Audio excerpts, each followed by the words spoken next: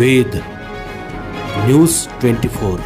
वेद जनमनाचा। खूप भाग्यवान समजतो की सन्माननीय मुख्यमंत्री देवेंद्रजी फडणवीस साहेब आणि आमचे प्रदेश अध्यक्ष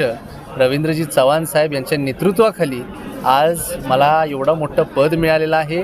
आणि यांच्या नेतृत्वाखाली काम करण्याची संधी मिळणं ही सुद्धा फार मोठी गोष्ट आहे। त्याचबरोबर मी मागच्या काही 2 ते 3 दिवसात मला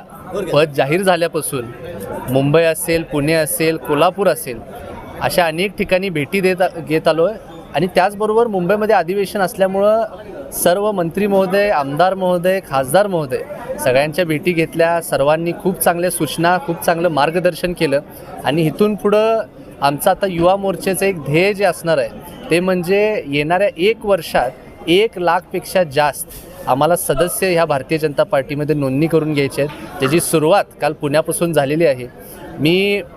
सांगताना फार आनंदाने हे सांगतो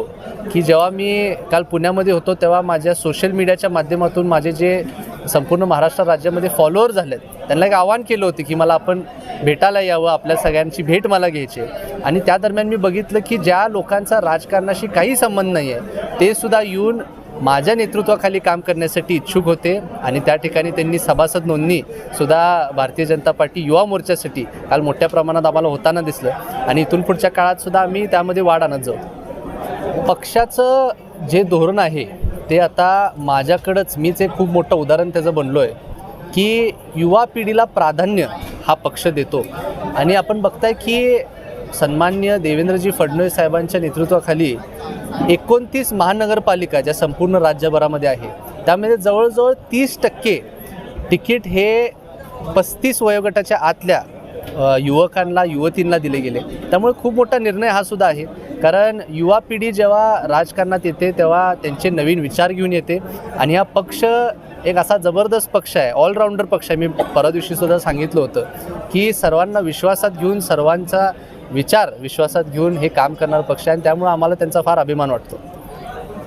मी माझ्या संपूर्ण कोल्हापूर जिल्ह्यातल्या मित्रमंडळींना, सर्व भारतीय जनता पार्टीचे पदाधिकारी खूप जल्लोषाने त्यांनी आज माझा स्वागत इथं केलेलं आहे आणि सर्व युवकांना एक आवाहन करतो, हे पद कृष्णराज महाडिक यांचं नाही, हे पद संपूर्ण महाराष्ट्र राज्यातल्या प्रत्येक युवकाचं आहे।